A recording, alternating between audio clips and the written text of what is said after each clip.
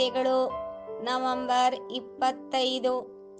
ಹದ್ದು ತನ್ನ ಗೂಡಿನಿಂದ ಮರಿಗಳನ್ನು ಹೊರಡಿಸಿ ಅವುಗಳ ಮೇಲೆ ತನ್ನ ರೆಕ್ಕೆಗಳನ್ನಾಡಿಸಿ ಕಲುಕುವಂತೆ. ಧರ್ಮೋಪದೇಶ ಕಾಂಡ 32ನೇ ಅಧ್ಯಾಯ 11ನೇ ವಚನ. ಹೀಗೆ ಕರ್ತನು ಕೆಲವೊಮ್ಮೆ ಶೋಧನೆಗಳು, ಹಿಂಸೆಗಳು ಇತ್ಯಾದಿಗಳನ್ನು ಅನುಮತಿಸಿದಾಗ ಇದು ಹೊರನೋಟಕ್ಕೆ ಅತ್ಯಮೂಲ್ಯವಾದ ಆಸಕ್ತಿಗಳನ್ನು, ವಿಚಾರಗಳನ್ನು ಧ್ವಂಸ ಮಾಡುವ ಹಾಗೆ ತೋರುತ್ತದೆ ಮತ್ತು ಕೆಲವೊಮ್ಮೆ ಒರಟುತನ, ಜಿಗುಪ್ಸೆ ಪರಿಸ್ಥಿತಿಗಳಿಂದ ತನ್ನ ಜನರಿಗೆ ಆಶ್ಚರ್ಯವನ್ನುಂಟು ಮಾಡುತ್ತದೆ. ಅದೇನೇ ಇದ್ದರೂ ದೈವಿಕ ಮೇಲ್ವಿಚಾರಣೆಯಲ್ಲಿ ಗೂಡನ್ನು ಕಲುಕುವುದು ಮತ್ತು ಆತನ ಜನರ ಮೇಲೆ ಜವಾಬ್ದಾರಿಯನ್ನು ನೀಡುವುದು ಅವರಿಗೆ ಅನುಕೂಲವಾಗಿರಬಹುದು, ಬಲಪಡಿಸಬಹುದು, ಸಹಾಯ ಮಾಡಬಹುದು. ನಂತರ ವಿಶ್ರಾಂತಿಯ ಕಾಲ ಬರುವುದು ಮತ್ತು ಆತ್ಮಿಕ ಬೆಳವಣಿಗೆ, ಆರೈಕೆ, ಕೃಪೆ ಮತ್ತು ಜ್ಞಾನದಲ್ಲಿ ಬೆಳವಣಿಗೆಯ ಅವಕಾಶ ಬರುತ್ತದೆ. ಗೂಡು ಕಲುಕುವ ಸಮಯದಲ್ಲಿ ಕರ್ತನ ಏರ್ಪಾಡಿನಿಂದ ಸರಿಯಾಗಿ ಅಭ್ಯಾಸಿಸಲ್ಪಟ್ಟು, ಕಲಿತು ಆತನಿಂದ ಬೋಧಿಸಲ್ಪಟ್ಟು, ನೀತಿ, ಸತ್ಯ ಮತ್ತು ಪ್ರೀತಿಯ ಸೇವೆಯಲ್ಲಿ ಹೆಚ್ಚೆಚ್ಚಾಗಿ ಕ್ರಿಯಾಶೀಲರಾಗುವವರು ಭಾಗ್ಯವಂತರು. ರೀಪ್ರಿಂಟ್ 4335. ಎಲ್ಲರಿಗೂ ನಮಸ್ಕಾರ. ಇವತ್ತಿನ ನಮ್ಮ ಡೀಪ್ ಡೈವ್ಗೆ ಸ್ವಾಗತ. ನಮ್ ಹತ್ರ ಸಾಂಗ್ಸ್ ಇನ್ ದ ನೈಟ್ ಅನ್ನೋ ಮೂಲದಿಂದ ಒಂದು ಸಣ್ಣ ಆದ್ರೆ ಬಹಳ ಶಕ್ತಿಯುತವಾದ ಆಯ್ದ ಭಾಗ ಇದೆ. ಇದು ಮುಖ್ಯವಾಗಿ ಹದ್ದು ತನ್ನ ಗೂಡನ್ನು ಕಲಕಿದಂತೆ ಅನ್ನೋ ಒಂದು ರೂಪಕದ ಸುತ್ತ ಹೆಣೆದಿದೆ. ಮೊದಲ ನೋಟಕ್ಕೆ ಈ ಮಾತು ಸ್ವಲ್ಪ ಕ್ರೂರ ಅಂತ ಅನ್ಸ್ಬೋದು ಅಲ್ವಾ? ಅಂದ್ರೆ ಒಂದು ಹಕ್ಕಿ ತನ್ನದೇ ಗೂಡನ್ನು ಯಾಕೆ ಅಲ್ಲಾಡಿಸ್ಬೇಕು? ಆದ್ರೆ ಇದರ ಆಳಕ್ಕೆ ಇಳಿದಾಗ ಬಹುಶಃ ಒಂದು ಬೇರೆ ಕಥೆ ಸಿಗ್ಬೋದು. ಹೌದು, ನೀವು ಹೇಳಿದ್ದು ಕರೆಕ್ಟ್. ಗೂಡನ್ನು ಕಲುಕುವುದು ಅಂದ್ರೆ ಆರಾಮಾಗಿರೋ ಜಾಗವನ್ನು ಹಾಳ್ಮಾಡೋದು ಅಂತಾನೆ ಅನ್ಸುತ್ತೆ. ಮೂಲದಲ್ಲಿ ಕೂಡ ಪರೀಕ್ಷೆಗಳು, ಕಿರುಕುಳ ಮತ್ತೆ ನಮ್ಮ ಅಮೂಲ್ಯವಾದ ಆಸಕ್ತಿಗಳ ನಾಶ ಅಂತ ಕಠಿಣ ಪದಗಳನ್ನೇ ಬಳಸಿದ್ದಾರೆ. ಹೌದು, ಅಂದ್ರೆ ನಮ್ಮ ಕಂಫರ್ಟ್ ಝೋನ್, ಅದು ಒಳ್ಳೆ ಕೆಲಸ ಇರ್ಬೋದು ಅಥವಾ ಒಂದು ನೆಮ್ಮದಿಯ ಜೀವನ ಇರ್ಬೋದು, ಅದನ್ನೇ ಅಲ್ಲಾಡಿಸಿದ ಹಾಗೆ ಅಲ್ವಾ? ಎಕ್ಸಾಕ್ಟ್ಲಿ. ಎಲ್ಲವೂ ಸರಿಯದೆ, ಲೈಫ್ ಸೆಟ್ ಆಗಿದೆ ಅನ್ಕೊಂಡಾಗ್ಲೇ ಹೀಗೆಲ್ಲ ಆಗೋದು. ಕರೆಕ್ಟ್. ಆದ್ರೆ ನನ್ನ ಗಮನ ಸೆಳೆತಿದ್ದು ಏನು ಅಂದ್ರೆ, ಮೂಲದಲ್ಲಿ ಇದನ್ನೆಲ್ಲ ಆಕ್ಸಿಡೆಂಟ್ ಅಂತ ಎಲ್ಲೂ ಹೇಳಿಲ್ಲ. ಬದಲಿಗೆ ಇದೊಂದು ದೈವಿಕ ಮೇಲ್ವಿಚಾರಣೆಯಲ್ಲಿ ನಡೆಯೋ ಪ್ರಕ್ರಿಯೆ ಅಂತ ಹೇಳಿದ್ದಾರೆ. ಇದ್ರ ಅರ್ಥ ಏನು? ಇದು ಬೇಕು ಅಂತಾನೆ ಮಾಡಿರೋ ಕೆಲ್ಸನಾ? ಖಂಡಿತ. ಆಕ್ಚುಲಿ ಇಲ್ಲೇ ಇರೋದು ಆ ಇಂಟ್ರೆಸ್ಟಿಂಗ್ ತಿರುವು. ಆ ಹದ್ದಿನ ರೂಪಕ ಇದಕ್ಕಾಗಿಯೇ ಬಹಳ ಪವರ್ಫುಲ್ ಆಗಿದೆ. ನೋಡಿ, ಹದ್ದು ಅಂದ್ರೆ ಕೇವಲ ಒಂದು ಪಕ್ಷಿಯಲ್ಲ, ಅದು ಶಕ್ತಿ, ಅಧಿಕಾರ ಮತ್ತು ದೂರದೃಷ್ಟಿಯ ಸಂಕೇತ.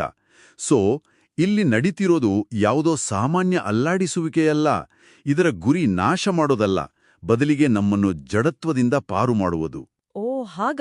ಅಂದ್ರೆ ನಮ್ಮ ಕಂಫರ್ಟ್ ಅನ್ನೋದೇ ಒಂದು ಬಲೆ ಮತ್ತು ಈ ಕಲ್ಕುವಿಕೆ ನಮ್ಮನ್ನು ಅದರಿಂದ ಹೊರಗೆ ತರಲು ಮಾಡೋ ಒಂದು ಕರುಣೆಯ ಕೆಲ್ಸ ಅಂತಾನಾ?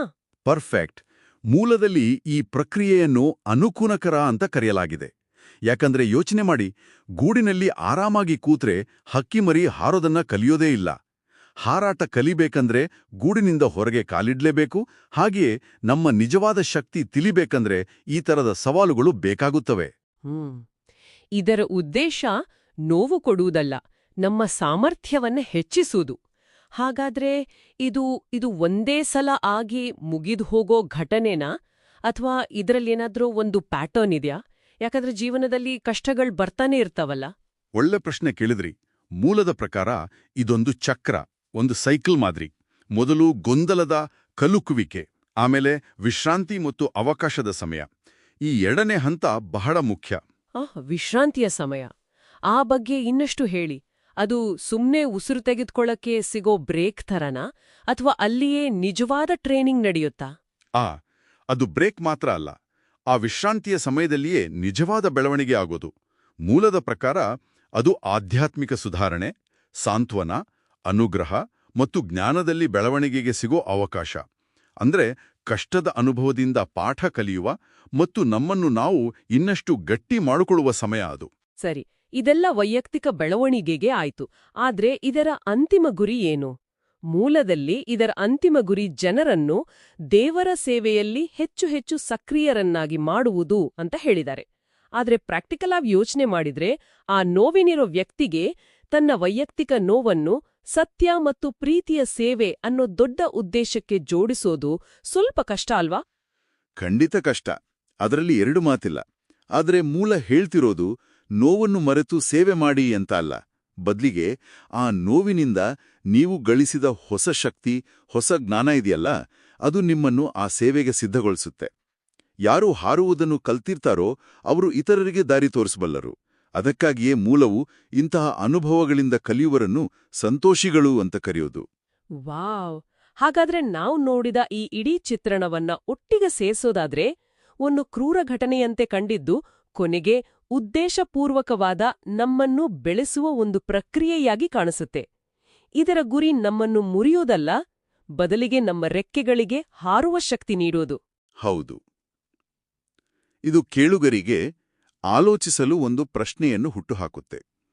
ಈ ಸವಾಲುಗಳಿಂದ ಜನರು ಸರಿಯಾದ ರೀತಿಯಲ್ಲಿ ಪ್ರಭಾವಿತರಾಗುತ್ತಾರೆ ಅಂತ ಮೂಲ ಹೇಳುತ್ತೆ, ಹೌದಲ್ಲ? ಹಾಗಾದ್ರೆ ಒಂದು ಬಿಕ್ಕಟ್ಟಿನ ಮಧ್ಯೆ ಇರುವಾಗ ನಾವು ಕೇವಲ ಅದನ್ನು ಸಹಿಸಿಕೊಳ್ಳುವುದರಿಂದ ಸಕ್ರಿಯವಾಗಿ ಅದರಿಂದ ಕಲಿಯುವ ಹಂತಕ್ಕೆ ನಮ್ಮ ಮನಸ್ಥಿತಿಯನ್ನು ಬದಲಾಯಿಸಿಕೊಳ್ಳುವುದು ಹೇಗೆ? ಆ ಕಲಕುವಿಕೆಯನ್ನು ಕೇವಲ ಒಂದು ನೋವಿನ ಅನುಭವವಾಗಿ ನೋಡದೆ ಅದನ್ನೊಂದು ಹಾರಾಟದ ತರಬೇತಿ ಅಂತ ಭಾವಿಸಿ ಭಾಗವಹಿಸುವುದು ಅಂದ್ರೆ ನಿಜ ಜೀವನದಲ್ಲಿ ಹೇಗಿರಬಹುದು?